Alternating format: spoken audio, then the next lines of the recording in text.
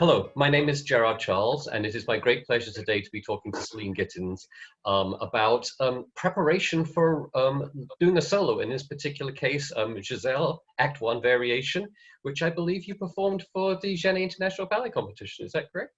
Yes, I did. That was in 2005, and it was August, and I remember it was probably one of the hottest summers that London had experienced for a very long time. For myself, after Solo Seal, and getting the Solo Seal award, the next step for me was to do the Adelaide Genie competition, and that is, that's a massive, massive deal, especially for a pre-professional dancer.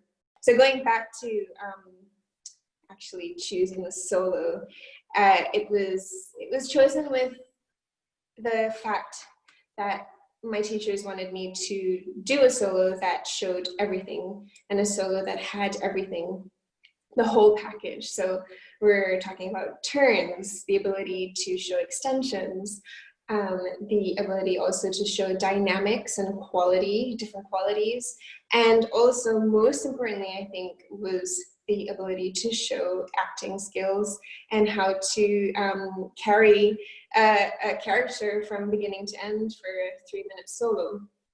Also, taken out of context is probably a very difficult thing to think about, and how do you run on stage and then just switch into character because you have no props, you don't have anybody on stage.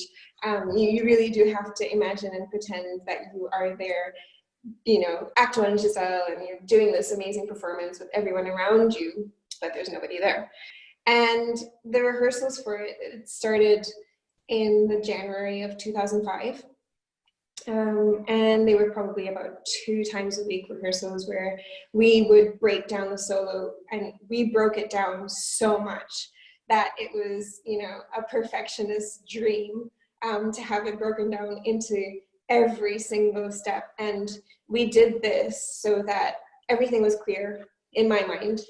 The amount of energy that you use for a glissade, how big is your posé arabesque en avant going to be? It was a different way of rehearsing for me because I don't think I had that sort of detailed rehearsal ever before. But obviously, because of the type of competition that it was very important to do so. I looked at Evelyn Hart. She was principal dancer of the Royal Winnipeg Ballet. And for myself, in actually quite a lot of roles, Swan Lake specifically, she has a huge influence. Giselle, her Giselle is absolutely stunning, especially Act 2. And I was lucky enough to actually have one coaching session with Evelyn. She happened to be in Vancouver at that time in the summer, just before I came to England to do the competition. And it was really special because at that age, I was 17, and I actually never had such a close contact with someone who's so famous in the ballet world and had achieved so much and is an inspiration to so many people. She focused a lot on the hands and how to hold the hands, and also how to soften the in-between steps, which I'm sure you've seen with Evelyn, that she pretty much floats on the stage, and she has such a soft quality with her feet and how she uses the in-between connecting movements to make it seem so effortless and light. Those were the 2 things that I learned from her.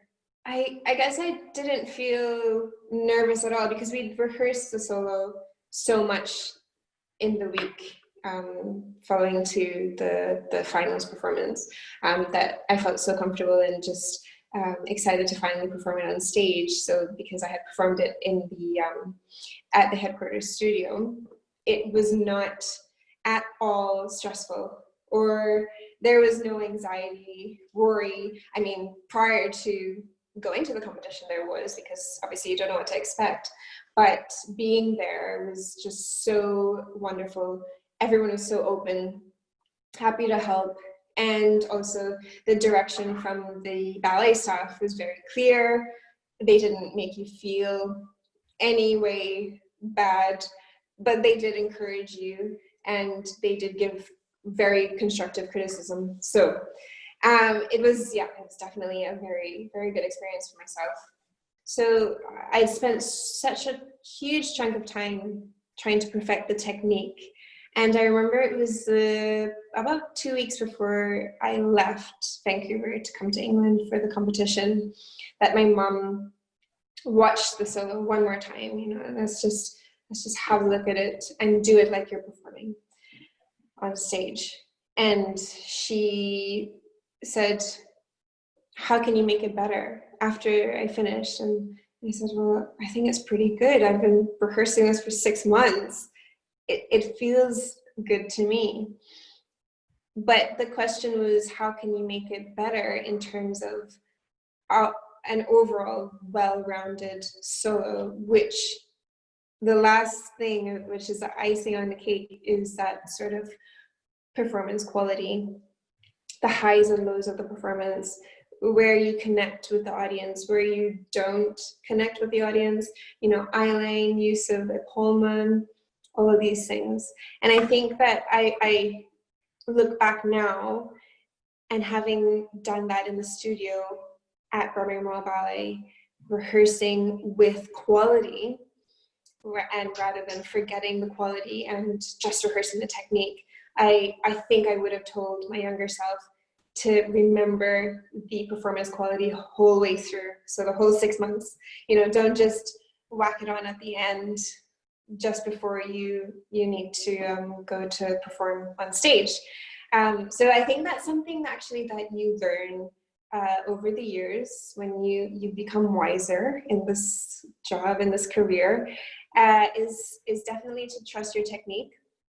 And once you trust your technique, you know that you have everything under your belt, and then you can start applying those artistic qualities sooner rather than later. Well, thank you very much, Celine, for talking with us today. It's been fascinating to hear more about how you prepare for your solos, and I hope that the people who are watching us will get a great deal of benefit from it. I'm sure they will.